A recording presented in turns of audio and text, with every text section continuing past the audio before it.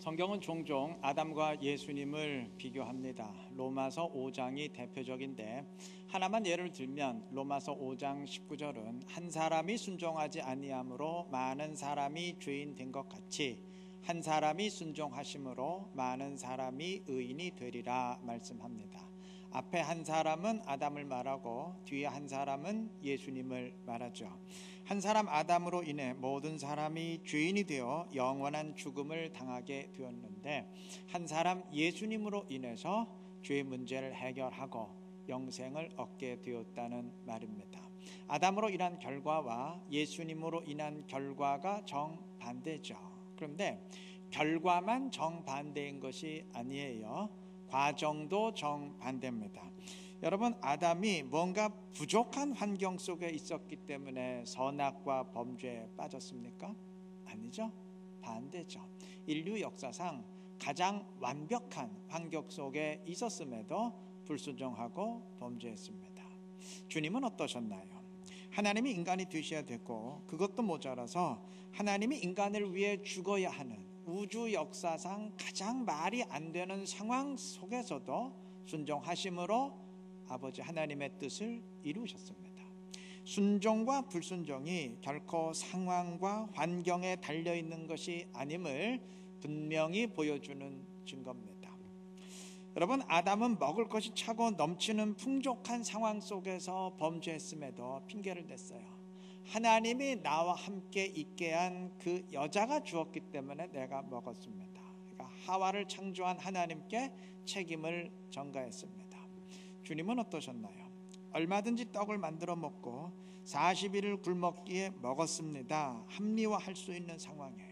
아니 40일 굶은 사람이 떡을 만들어 먹겠다는데 누가 돌을 던지겠어요? 그럼에도 주님은 그것을 거부하시고 아버지의 뜻대로 하셨습니다. 여러분, 세상엔 핑계할 수 없는 상황 속에서도 핑계로 일관하는 사람이 있는가 하면 정말 어쩔 수 없어 보이는 상황 속에서도 핑계하지 아니하고 순종하는 사람이 있습니다.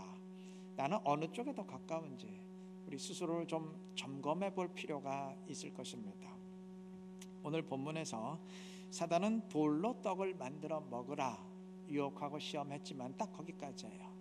직접 떡을 만들어서 예수님의 입에 우겨넣지는 못했어요.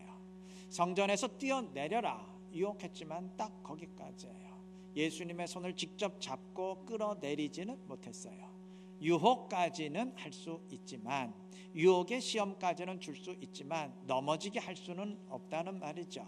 바꾸어 말하면 내가 넘어지고 불순종했다면 그건 유혹의 시험 때문이 아니고 나 자신 때문이라는 말입니다. 세상도 핑계대는 사람 결코 좋아하지 않지요. 주님도 결코 그런 사람 좋아하지 않습니다. 말씀을 불순종하면서도 요즘 시대가 그렇지 않습니까? 시대를 핑계대고 인간의 본성이 그렇지 않습니까? 본성 탓을 하고 그건 모두의 책임입니다. 모두의 책임을 거론하면서 희석시키려 하고 그런 사람 절대 주님이 좋아하지 않습니다. 창세기 증언처럼 아브라함이 롯에게 네가 좌하면 내가 우할 것이고 네가 우하면 내가 좌하겠다 이렇게 땅의 선택권을 주었을 때 롯은 양떼를 증식시킬 목적으로 당시는 목축업이 주요 산업이었으니까 그러니까 양떼를 증식시키고 재산을 증식할 목적으로 푸른 초장이 많은 소돔 땅을 택했습니다. 그랬다가 소돔이 불로 심판당하는 바람에 그 모든 것 다 날려버리고 아내까지 죽고 그랬죠. 아마 이때 롯은 소돔 탓을 했을 겁니다. 저 패약한 소돔 사람들 때문에 내가 지금 화를 입고 이렇게 되었다 아마 저주했을 거예요. 그런데 각도를 조금만 달리 생각해 보면 이야기는 완전히 달라집니다. 하나님이 의인 50명만 있으면 소돔을 심판하지 않겠다 하셨다가 점점 그 숫자가 내려가서 나중에 10명까지 내려간 거 아시죠? 소돔은 의인 10명만 있었으면 심판당하지 않았습니다. 여러분, 당시 대가족 사회였기 때문에 10명은 롯이 자기 집안 사람들만 책임졌어도 얼마든지 가능한 숫자입니다. 다시 말하면 패역한 소돔 사람들 때문에 롯이 화를 입고 모든 것 다 날려버린 게 아니고 롯이 정신 차리고 자기 집안 식구들 책임지지 못했기 때문에 소돔이 불로 심판당하게 된 것입니다. 당시 소돔 사람들은 몰랐겠지만 영적인 관점에서 생각해 본다면 그런 얘기예요. 롯이 소돔을 탓하고 저주할 일이 아니고 반대로 소돔이 롯을 탓하고 저주할 일이라는 말입니다. 오늘 우리도 그렇다고 생각지 않으시나요? 종종 세상이 악하기 때문에 교인들도 영향받고 교회도 영향받는다 이렇게 말하는 사람들이 있는데, 이게 제정신이라면 그 소리에서는 안 돼요. 여러분, 교회 존재의 목적이 뭔가요? 교회는 병원과 같아요. 죄인들을 치료하고 구원해 내는 곳이 교회입니다. 그게 주님이 말씀하신 교회의 목적입니다. 근데 예를 들어 어느 병원이 아이고 우리 병원 도저히 못 해먹겠어. 왜? 요즘에 너무 아픈 사람이 많아. 이미 제정신인가 이 병원이? 교회가 그렇습니다. 여러분, 세상이 악하기에 교회가 힘들다고 어떻게 그렇게 말할 수 있나요? 오히려 교회가 이 지경이기 때문에 세상이 점점 더 악해진다고는 생각지 않으시나요?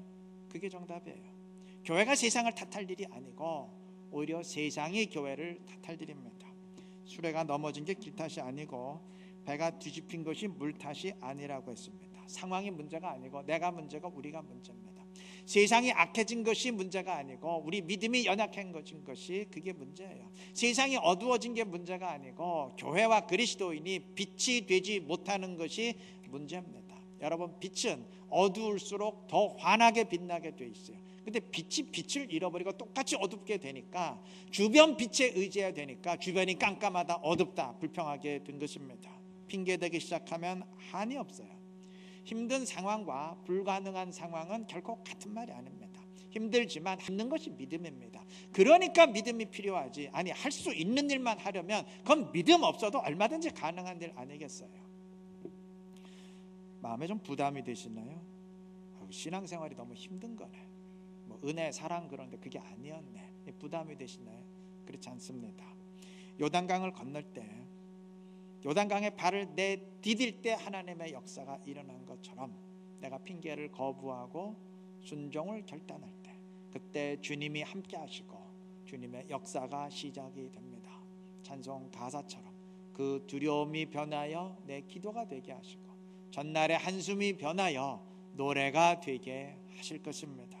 핑계와 합리화의 습관에서 벗어나서 순종의 발걸음을 옮겨 보시기를 바랍니다. 핑계도 자꾸 되면 중독돼요. 합리화도 계속되면요 점점 합리화가 더 커져요. 근데 순종은 마찬가지예요. 순종도 마찬가지예요. 순종하면 점점 순종이 늘어갑니다. 순종이 습관화됩니다. 이 정도 순종할 때 있었던 것이 이젠 더 크게 순종하게 됩니다. 여러분, 아예 방향이 중요해요. 핑계와 합리화의 그 중독에서 벗어나서 순종 쪽으로 발걸음을 옮기시기를 바랍니다. 그래서 주님의 함께하심과 주님의 인도하심과 주님의 능력을 체험하면서 주님께 더 가까이 다가서고 주님의 뜻을 더 크게 이루어갈 수 있는 지혜롭고 신실한 우리 이루는 교회 모든 성도님들 되시기를 바랍니다. 신앙생활의 유일한 기준은 하나님의 뜻, 즉 그의 말씀입니다. 때문에 기도의 기준도 말씀이고 예배의 기준도 말씀이고 찬양의 기준도 당연히 말씀이고 죄의 기준도 선과 악의 기준도 하나님의 말씀이에요. 이 기준이 절대 흔들려선 안 됩니다. 그런데 우리 모두가 반드시 명심해야 될 사실이 있습니다. 말씀을 기준으로 한다고 해서 언제나 완벽한 것은 아니에요. 언제나 바람직한 것은 아닙니다. 여기에도 아주 치명적인 함정이 있습니다. 여러분, 오늘 본문 보십시오. 사단의 첫 번째 시험, 즉 떡을 만들어 먹고 배고픔을 면하라는 것, 그 자체로는 절대 말씀에 어긋나는 일이 아닙니다. 아니, 그렇지 않습니까? 아니, 떡을 만들어 먹는 게 그게 무슨 죄가 돼요? 하등 문제될 게 없어요. 만약 그게 죄라면 그럼 오병이어 기적은 어떻게 되나요? 떡을 만들어서 5,000명을 먹였는데 그럼 아주 대형 사고가 되나요? 그런 거 아니죠. 그러니까 떡을 만들어 먹는 것 자체는 하등 죄가 되지 않아요. 말씀에 어긋나지 않아요. 그러니까 사단은 말씀에 어긋나지 않은 일을 하라고 제안한 겁니다. 우리가 단지 말씀만 붙들면 된다, 이 기준으로 보면 떡 만들어 먹고 사단의 시험에 빠지게 된다는 얘기죠. 근데 명심할 게 있어요. 이 말씀이 누구에게 적용되는 이걸 따져야 됩니다. 여러분, 다른 사람이 떡을 먹는 거 하등 문제가 되지 않아요. 근데 이게 예수님에게 적용되면 아주 치명적인 문제가 됩니다. 대상이 바뀌면 치명적인 문제가 될 수가 있어요. 왜 그런지는 제가 오늘 오후 때 설명하기로 하고, 여하튼 그래서 사단의 시험이 교묘한 겁니다. 사단의 두 번째 시험은 더 교묘해요. 첫 번째 시험은 말씀에 어긋나지 않는 일을 하라는 것이었다면, 두 번째는 아예 말씀대로 순종하자는 것이었어요. 본문 6절에서 사단은 시편 91편 1절과 2절을 인용하면서 이 말씀대로 하자고 제안했어요. 말씀대로 함으로써 너도 성전에서 뛰어내려서 천사가 받들어주는 영광을 취하라 제안했습니다. 여러분, 사단은 말씀대로 하자고 했어요. 그런데 교묘한 것은 그 말씀이 적용되어야 할 대상입니다. 그 말씀이 누구에게 적용되는 말씀이냐 하는 것입니다. 시편 91편에서 그 말씀은 여호와를 신뢰하는 자를 여호와께서 그렇게 보호해 주신다는 말씀이에요. 다시 말하면 그 말씀은 여호와를 신뢰하고 순종하는 자에게 적용되어야 할 말씀입니다. 근데 사단은 그 말씀을 인용하면서 천사가 받들어주는 영광을 취하라고 했고, 그러니까 너의 영광을 한번 취하라 얘기했고, 정말 하나님이 그 말씀대로 너를 보호해 주는지 한번 테스트해봐라, 시험해봐라 제안했어요. 바로 이때 말씀은 심각하게 왜곡됩니다. 왜냐하면 하나님을 신뢰하는 자에게 적용되어야 할 말씀을 하나님을 시험하고 자기 영광을 취하려는 자에게 적용되는 말씀으로 교묘히 둔갑시키고 있기 때문입니다. 그래서 주님이 그것을 거부하신 거예요. 여러분, 우리가 사단의 첫 번째, 두 번째 시험을 통해서 알 수 있는 사실이 있죠. 그것은 말씀에 어긋나지 않는 일도, 아니 두 번째 시험처럼 분명 말씀을 붙들고 말씀대로 하는 일도 경우에 따라선 사단의 시험에 빠지는 일이 될 수 있다는 사실입니다. 그 자체가 죄가 될 수 있다는 사실이에요. 이 말씀이 누구에게 적용되는 말씀인지 분별하지 못하고 아무에게나 다 적용하려고 할 때 그런 치명적인 결과가 발생할 수 있습니다. 제가 오늘 하나만 예를 들게요. 바울은 갈라디아서와 로마서 일부에서 구원은 절대 율법의 행위를 통해서가 아니라 믿음으로 받는다 선포했어요. 물론 바울의 말이지만 그것이 갈라디아서와 로마서의 성경이 되었을 때는 바울의 입을 통한 하나님의 말씀이라는 의미죠. 이 하나님이 그렇게 바울을 통해 선포하셨습니다. 자, 그런데 행위가 아니라 믿음이다라는 이 말씀이 누구를 향한 말씀인가요? 이게 아무에게나 다 적용되는 말씀입니까? 성경 읽어보시면 절대 그렇지 않지요. 이 말씀은 2000년 전에 오직 유대인만이 구원받을 수 있는 하나님의 백성이고 이방인은 아니다 때문에 이방인이 구원받기 위해서는 예수만 믿어서는 안 되고 율법과 할례를 통해, 즉 율법의 행위를 통해 유대인 신분을 획득해야 된다고 여겨졌을 때, 그래서 갈라디아 교회의 경우처럼 많은 이방인들이 실제로 율법과 할례를 지킴을 통해서, 즉 율법의 행위를 행함을 통해서 유대인 신분을 획득하려고 발버둥 칠 때 그때 아니다 그거 절대 아니다 라고 선포된 말씀이에요. 때문에 이 말씀은 그러한 착각 가운데 있는 사람들에게 적용되어야 하고, 그 의미는 유대인 신분을 획득하기 위한 행함은 구원과는 아무런 상관이 없다라는 의미예요. 즉 구원은 유대인 신분으로 받는 게 아니고 유대인이건 이방인이건 한국 사람이건 미국 사람이건 관계없이 믿는 사람들은 받는다, 그러한 의미예요. 자, 그런데 이 말씀을 그러한 상황을 다 무시하고 일반 사람들에게 다 보편적으로 적용해버리면 어떤 결과가 생기나요? 행함이 아니라 믿음이다 라고 할 때 행함이 특정한 행함이 아니고, 그러니까 유대인 신분을 얻기 위한 행함이 아니고 일반적인 행함이 되어버려요. 즉 말씀을 순종하려는 행함, 또 신앙생활을 제대로 하기 위해서 노력하고 힘쓰고 애쓰는 행함, 그게 돼버려요. 그럼 이 말씀의 의미가 어떻게 되냐면, 구원은 말씀을 순종하는 행함이나 신앙생활 제대로 하기 위해서 노력하는 행함과는 아무런 상관이 없다, 이런 의미가 돼버려요. 원래의 의미와는 전혀 다르게 됩니다. 게다가 믿음의 의미도 완전히 변질돼요. 성경이 말하고 초대교회 성도들이 알았던 믿음이란 당연히 주님을 온전히 순종하는 신앙을 말하며 다 그렇게 알았어요. 그래서 성경은 때로 종종 그렇죠. 믿음이란 단어 대신 순종이란 단어를 대신 사용하죠. 순종이 믿음이기 때문에, 즉 말씀의 온전한 행함이 믿음이기 때문입니다. 그러하기에 당시 성도들에게 율법의 행위가 아니고 믿음으로 구원받는다고 했을 때 그 의미는 구원은 율법의 행위, 즉 유대인 신분을 획득함으로 얻는 것이 아니고 믿음, 즉 온전한 말씀의 순종으로 얻는다라는 의미예요. 믿음이 온전한 순종이고 온전한 행함입니다. 그런데 행함을 일반적인 행함으로 오해해서 구원은 행함으로 받는 게 아니고 믿음으로 받는다, 이렇게 선포하고 이렇게 받아들이면 어떤 의미가 되나요? 믿음은 행함과 아무런 상관이 없는 믿음, 또는 행함과 반대되는 순전히 생각만으로서의 믿음이 되어버려요. 그러니까 세상이 말하는 믿음의 개념이 되어버립니다. 은연중에 오늘날 우리가 지금 이렇게 믿고 있지 않습니까? 특정한 사람에게 주어진 말씀을 모두에게 주어지는 일반적인 말씀으로 적용한 결과입니다.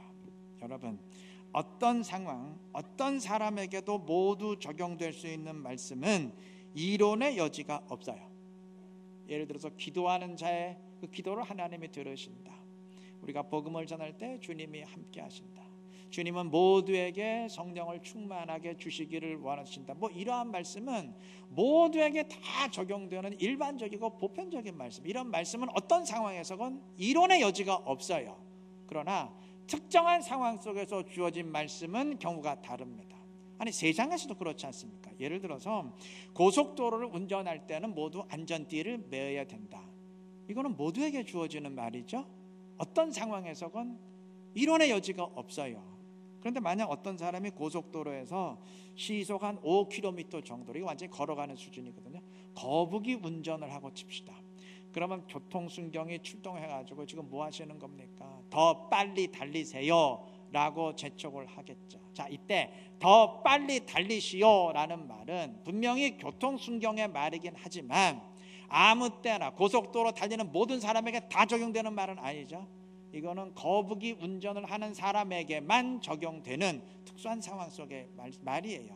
그런데도 이걸 무시하고 이거 모두에게 적용되는 말이라고 생각하고 시속 한 160km, 170km 막 미친 듯이 질주하는 사람이 그 말을 자기에게 적용해서 더 빨리 달리라고 했잖아. 그래갖고 한 시속 200km로 더 빨리 달리면 어떻게 될까요?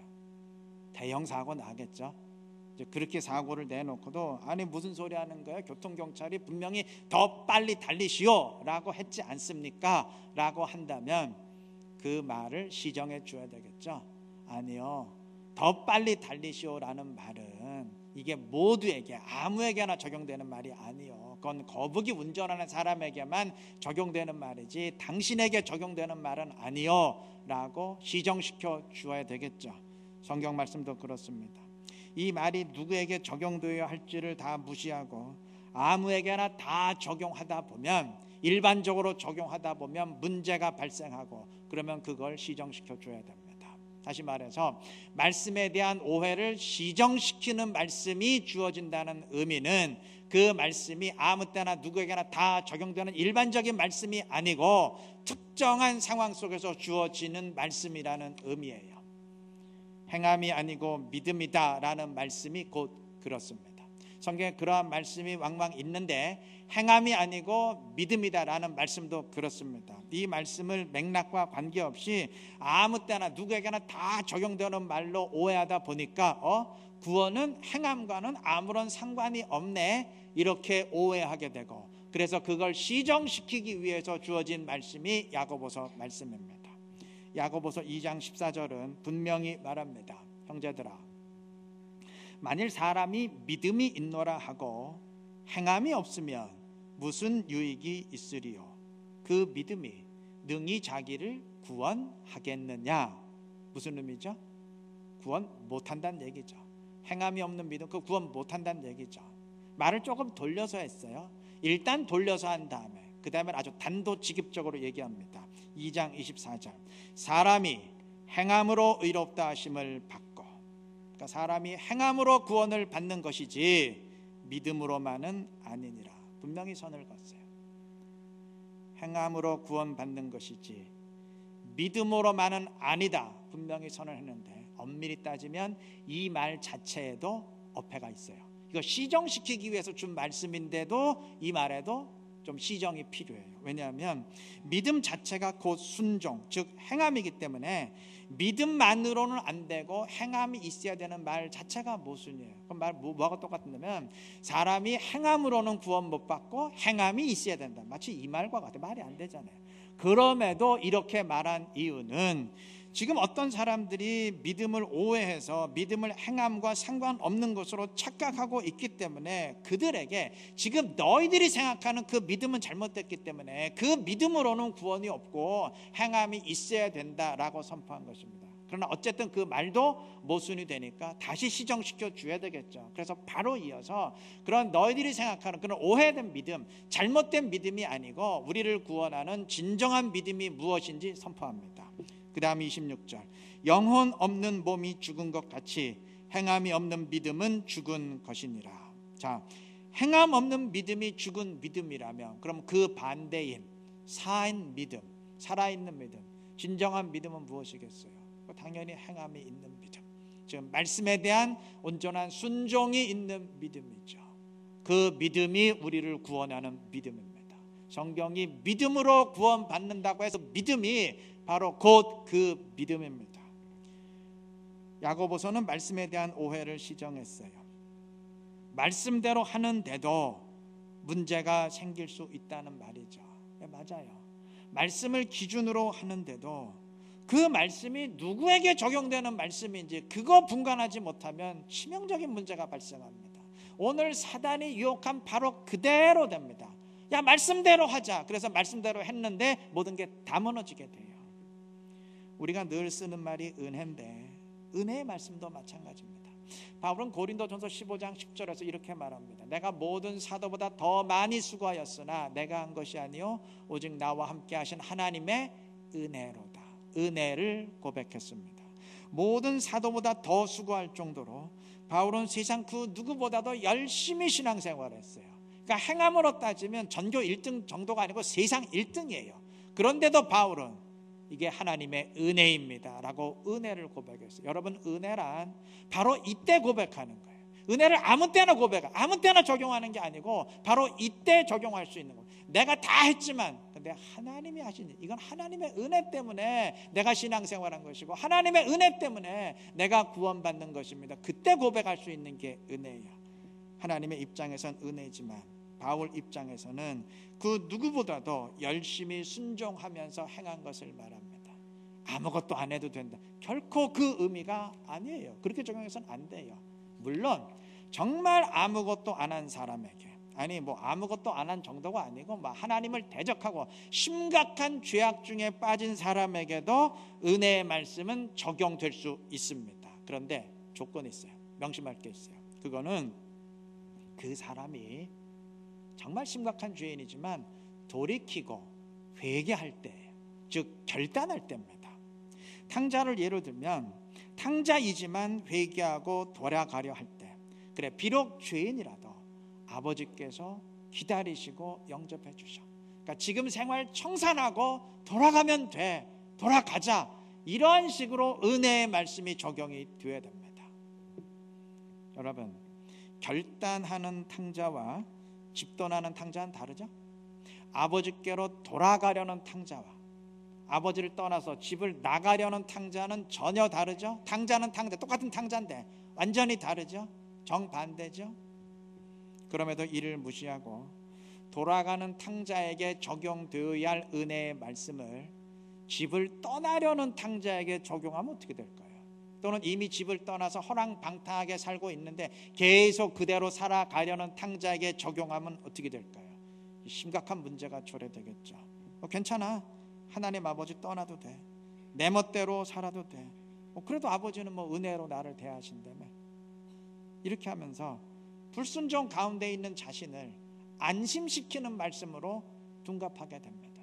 왜 그럴까요? 아버지께 돌아가려는 탕자에게 말씀을 반대로 아버지를 떠나려는 탕자에게 적용했기 때문이죠. 불순종하면서도 경각심을 지니는 대신 오히려 안도하게 되겠죠. 오늘 은연 중에 우리가 그렇지 않습니까? 은혜의 말씀이 나를 좀 안심시키는 말씀이 되지 않나요? 여러분, 이 지경이 되면요, 말씀이 거꾸로 바뀌어요.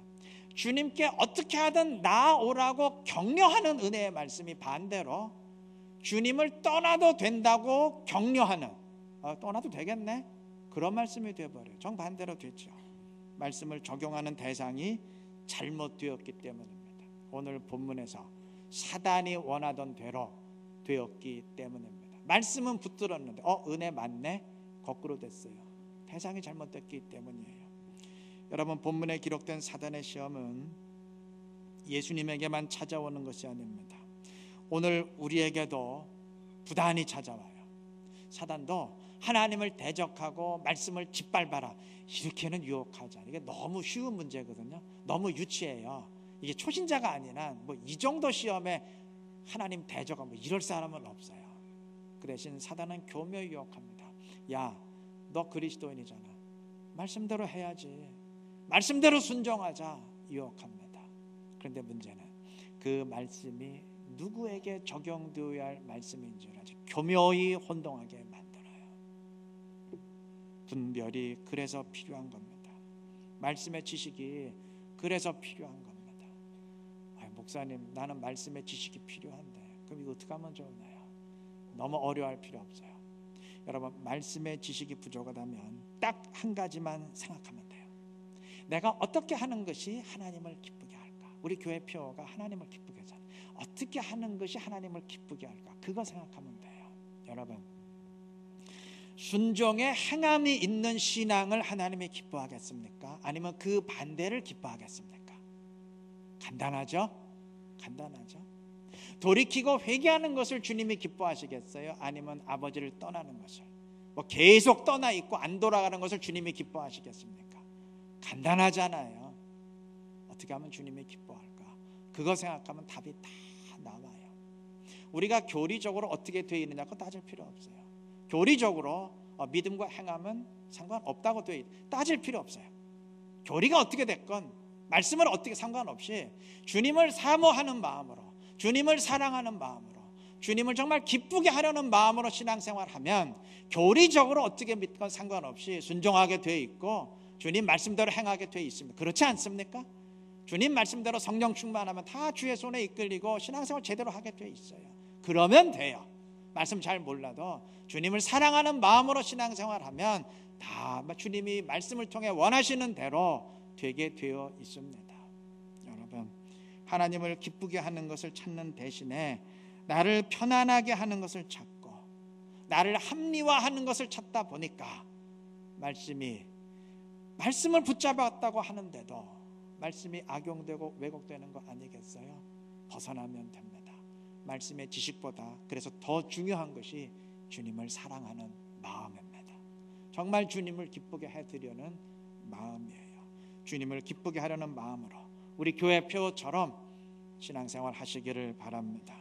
그래서 말씀을 분별하면서 온전한 믿음으로 주님과 함께하고 주의 뜻을 이루어갈 수 있는 지혜롭고 신실한 이루는 게 모든 성도님들 되시길 그리스도의 이름으로 축원합니다.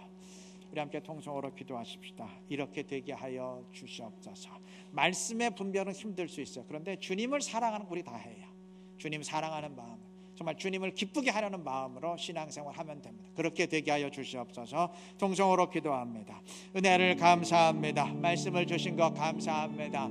하나님, 주의 말씀을 붙들고 신앙생활하는 지혜로운 자들이 되게 하여 주시옵소서. 그러나 때로 말씀을 분별치 못할 수도 있는데 하나님, 주님을 사랑하는 마음으로 진정 주님을 기쁘게 하려는 마음으로 성령에 이끌리는 성령 충만하여 신앙생활하게 주옵소서. 그러면 말씀을 내가 어떻게 이해하건 상관없이 주의 뜻을 이루게 되고 주님이 원하시는 대로 신앙생활하고 다 천국의 주인공들이 됩니다. 하나님, 문제는 말씀을 나를 위해서 합리화하는 그 도구로 사용하라고 하려니 문제가 되는 거 아니겠습니까? 나를 주장하는 증빙구절로 하나님 말씀을 사용하지 말도록 도와주시고 말씀으로 나를 찌르고 나를 쳐서 복종시키며 말씀에 순복하고 하나님을 기쁘게 하는 우리 모두가 될 수 있도록 도와주시옵소서. 핑계와 합리와의 익숙한 모습을 탈피하여서 더 순종하는 자가 되게 하시고 하나님의 뜻을 구하며 하나님의 역사를 구하며 하나님의 영광을 더 충만히 드러내기를 구하는 이러는 교회 모든 지체가 될 수 있도록 하나님 축복하여 주시옵소서. 주께서 이곳에 교회를 세우실 때 하나님의 특별한 뜻이 있는 줄로 믿사오니 주의 뜻을 이루는 교회를 이루게 하시고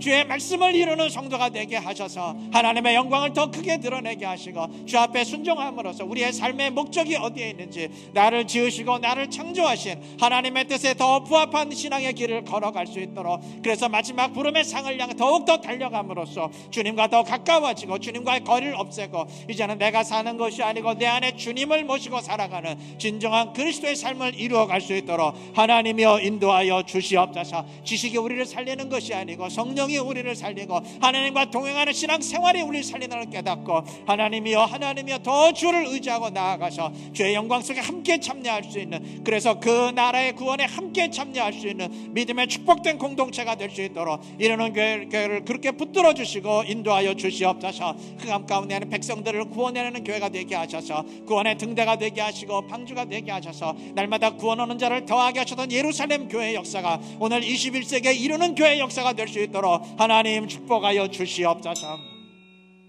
은혜를 감사합니다. 말씀을 기준으로 붙들고 사가라도 도우시되 말씀을 분별할 수 있도록 인도하여 주시옵소서. 그 말씀이 누구에게 적용되는 말씀인지 분별하도록 하시되 말씀의 지식이 부족하고 때로는 교리 이미 정해져 있는 교리 때문에 분간하지 못할 수도 있습니다. 그러나 주님을 사랑하는 마음으로 의지할 수 있도록 도와주시옵소서. 주님을 기쁘게 하려는 마음으로 성령 충만한 심령으로 신앙생활할 수 있도록 도와주시옵소서. 그리하면 말씀의 이해 여부와 상관없이 주님이 말씀을 통해서 우리에게 원하시는 대로 신앙생활하게 될 줄로 믿사오니 하나님여 주의 손에 붙들리게 하시고 주님을 산화하는 심령으로 성령으로 충만하게 하셔서 주의 뜻을 이루어갈 수 있는 우리 모두가 될 수 있도록 축복하여 주시옵소서. 핑계와 합리와의 익숙한 모습에서 벗어나기를 원합니다. 하나님 내 한계에 부딪힐 때 안 된다고 할 때 믿음이 필요한 것임을 깨닫고 그때 하나님의 역사가 비로소 시작되는 것임을 깨닫고 믿음으로 순종하는 발걸음을 내디딤으로써 하나님의 역사를 더 체험하고 하나님의 말씀이 살아있는 말씀의 진리 되심을 더 분명히 체험하고 증명해 갈 수 있는 믿음의 자녀들 다 될 수 있도록 하나님께서 인도하여 주시옵소서. 예수님 이름으로 기도합니다. 오늘 저에게 처음 나오신 모든 분들을 주님의 이름으로 환영합니다. 처음 나오신 분들은 나가실 때 본당 입구 좌측에 있는 새가족실에 들르셔서 환영을 받으시면 되겠습니다. 내일 하루 1일 특별 새벽 기도회가 있습니다. 올해부터는 매월 첫 주 월요일 1일 특별 새벽 기도로 모이는데 원래는 지난주 월요일 모여야 되죠. 근데 구정 연휴였기 때문에 2월만큼은 내일로 연기해서 이 자리에서 딱 하루 특별 새벽기도 모이게 됩니다. 그러니까 세상에서 제일 짧은 특별 새벽기도예요. 하루보다 더 짧은 건 없잖아요.